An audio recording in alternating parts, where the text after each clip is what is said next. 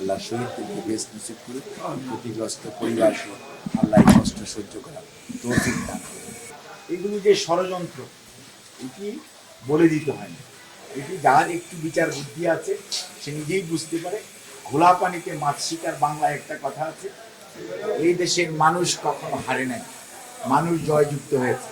এবং আমি আশাবাদী দুই চারজন কি বলল আর কে কি আচরণ করলো সেটি না, ভবিষ্যতে এই ধরনের ঘটনা পুনরাবৃত্তি না হয় সেই জন্য যার যার অবস্থান থেকে সেই দায়িত্বটুকু পালন করবে না। স্পেসিফিক্যালি অন্য কিছু বলতে চাই না, এইটুকু বলতে চাই এই দুর্ঘটনা প্রিভেন্টেবল। এবং এই দুর্ঘটনা কিন্তু সব অ্যাক্সিডেন্ট, তারপরেও অনেক অ্যাক্সিডেন্ট থাকে। যদি সব জিনিস ভালো থাকে অ্যাক্সিডেন্টের পরিমাণ কম হয়।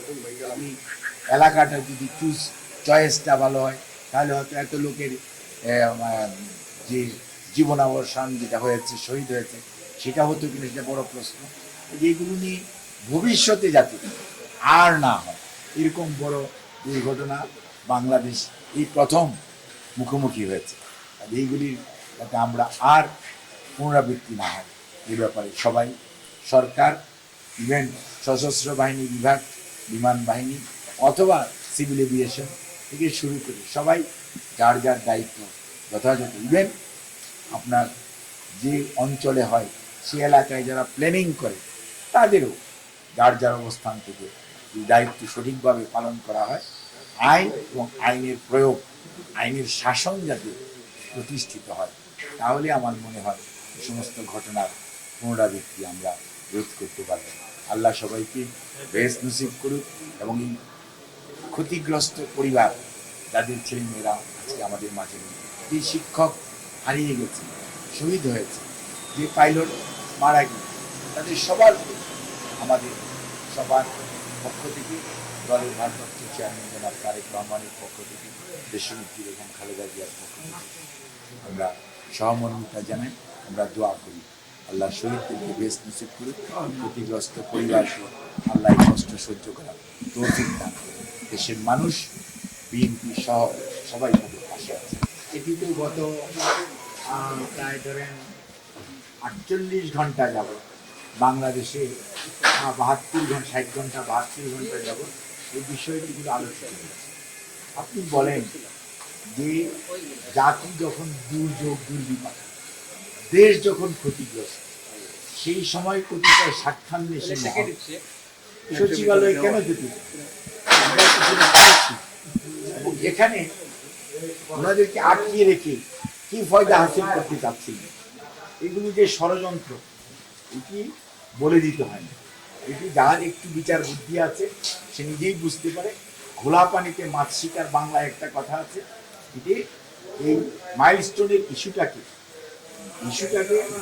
ইস্যু করে, মাইলস্টোনের ইস্যু এক ধরনের ইস্যু, আর ওনারা যে ইস্যুতে মাঠে নেমেছেন সেটা ছিল একটা ভিন্ন ইস্যু। আদতে মাইলস্টোনের মানুষের পাশে দাঁড়ানো, ক্ষতিগ্রস্ত পরিবারের পাশে দাঁড়ানো, সেটি হচ্ছে আমাদের দায়িত্ব এবং কর্তব্য। সেটি নিয়ে অরাজকতা সৃষ্টি করা, বিশৃঙ্খলা সৃষ্টি করা এবং এক ধরনের নৈরাজ্যকর পরিস্থিতির দিকে দেশকে ঠেলে দেওয়ার অপচেষ্টা, এটা ষড়যন্ত্রের অংশ। এবং যারা বাংলাদেশকে গণতন্ত্রে ফিরে আসুক চায় না, এটা তাদের কাজ।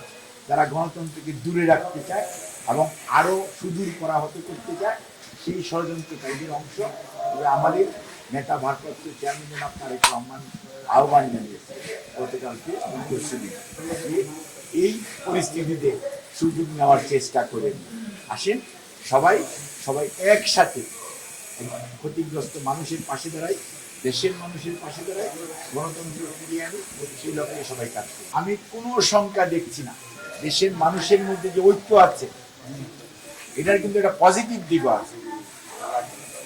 যত কিছু বিশৃঙ্খলা করার, কেউ কারো বক্তব্যে এক ধরনের বিভাজনের সুর পরিলক্ষিত হচ্ছিল।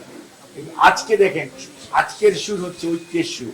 এই ঐক্য যদি ধারণ করতে পারেন, লালন করতে পারেন, সামনের দিকে নিয়ে যেতে পারেন, কোনো ষড়যন্ত্র, কোনো বিশৃঙ্খলা এবং নির্বাচন পিছিয়ে দেওয়ার যারা চিন্তা ভাবনা করছেন বলে কেউ অনুমান করছেন, কিছু বাস্তবায়িত হবে না।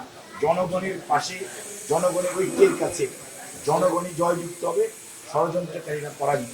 আমি অত্যন্ত আশাবাদী মানুষ, আর সব সময় আমরা দেখেছি এই দেশের মানুষ কখনো হারে নাই, মানুষ জয়যুক্ত হয়েছে। এবং আমি আশাবাদী, 2-4 জন কি বললো আর কে কি আচরণ করলো সেটি না, সংখ্যাগরিষ্ঠ মানুষ কি চায় সেটি হচ্ছে বিবেচ্য বিষয়। 2-4 জন বিশৃঙ্খলাকারী সুযোগ সন্ধানী থাকতেই পারে একটি সমাজে, সেটি নিয়ে আমাদের কোনো ধরনের দুশ্চিন্তা করার কারণ নাই। যারা ম্যাটার করে, অর্থাৎ যেই সংখ্যাগরিষ্ঠ মানুষ, যে সাধারণ মানুষ সিদ্ধান্ত নেবে, তারা যদি ঐক্যবদ্ধ থাকে, এবং সেটি যে ঐক্যবদ্ধ থাকবে সেটি আমি বিশ্বাস করি, এবং ইনশাআল্লাহ অনৈক্য সৃষ্টি করার যারা পরিকল্পনা করছেন, তাদের এটা কল্পনার মধ্যেই থাকবে, বাস্তবে আসবে না।